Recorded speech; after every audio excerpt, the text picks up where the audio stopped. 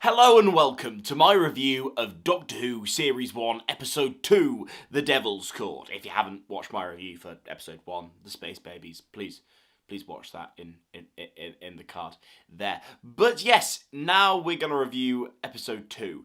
For some context, I'm reviewing this, I think it's about 2:30 now. Yeah.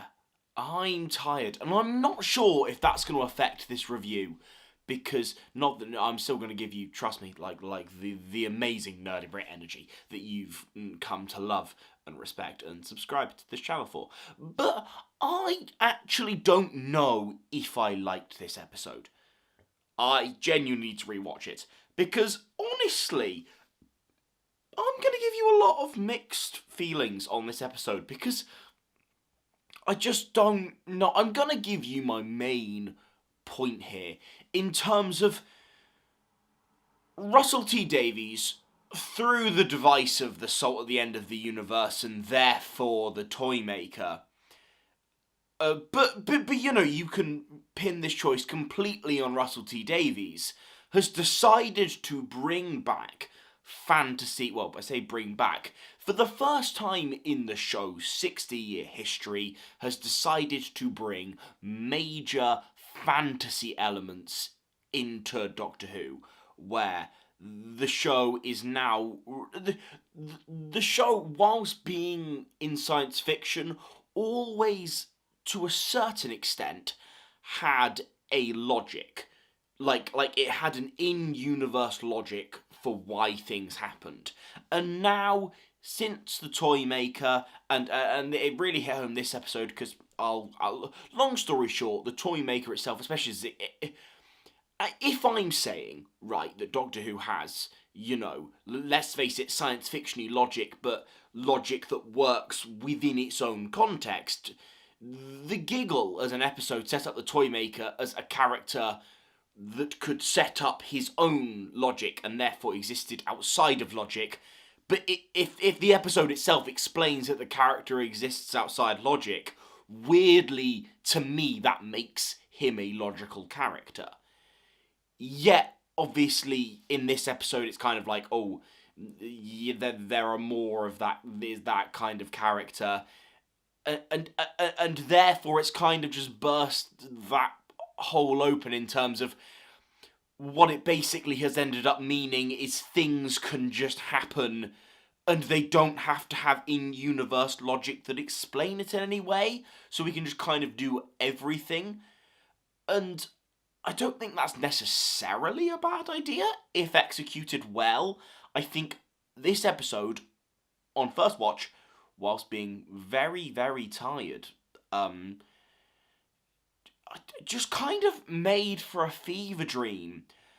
And I think I will do a full video on this new fantasy idea for Doctor Who when I've had a fresh look at the episode. But honestly, a lot of things, like plot-wise, ended up happening that weren't explained really by in-universe logic, the only in-universe logic being that the Toymaker happened, therefore this kind of weird musical twisty stuff can happen, and therefore it does, just kind of blew my mind a little bit, and I'm not sure I loved it.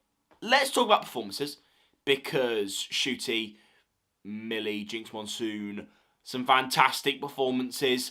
I think the setting was cool, the outfits are cool. I think, you know, like you've got Beatles in here, but you know, they were sold as, like, you know, a big part of the episode, and they're not. They're not at all. The Beatles are a very, very, in fact, minimal part of this episode, and it's just a fever dream. This episode, I can't pretend like I fully understood what went on. I actually can't. Like, if I was trying to explain to you the plot right now, it would be the Toymaker had, I think, a kid. It was explained as the Jinx Monsoon's character is a child of the Toymaker, or just generally like related to that character. And I understood the fact that the Toymaker like created like you know, it's the toy maker is the reason that character still exists, and that was cool, by the way. The whole like, you know, like going to the future and showing how that affected things, and like Jinx wants you. I was quite interested in, you know, like that part about breaking the in-universe logic. I quite like, about how like villains can like transcend time just as the Doctor can. That, you know, that makes them just as interesting. The Doctor, you know, the Doctor can travel through time. These villains can just like transcend through time and just do cool shit.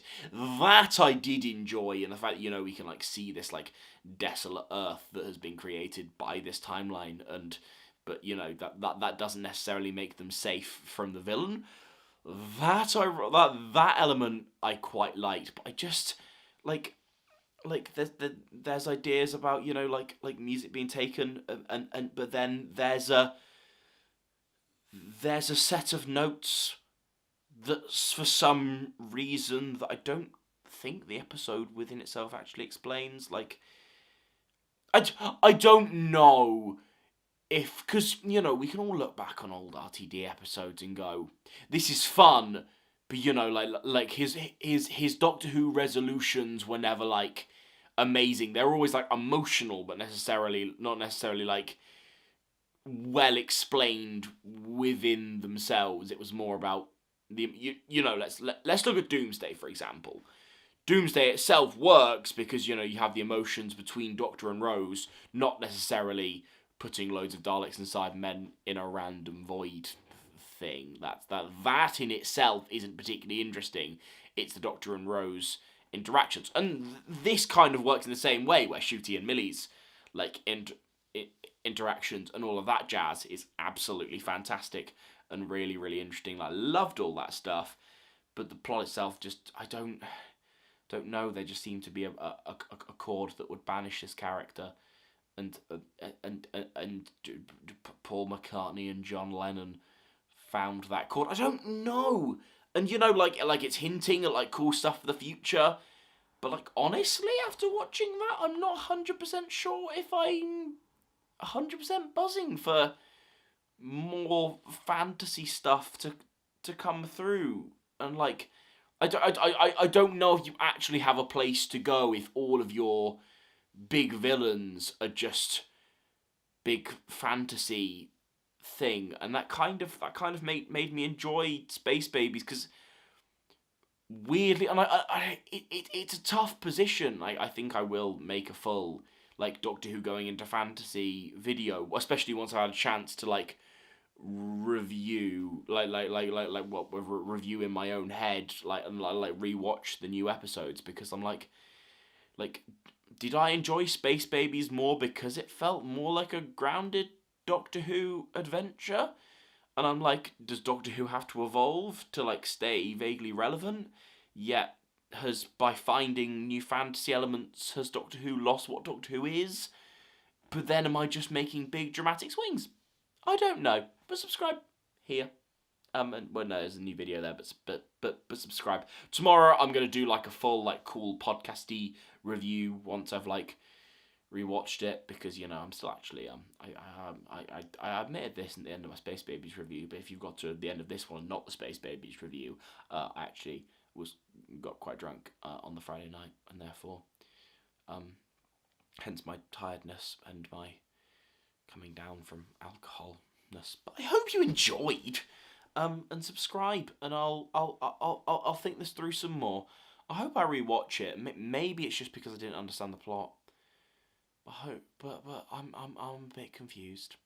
Thank you though.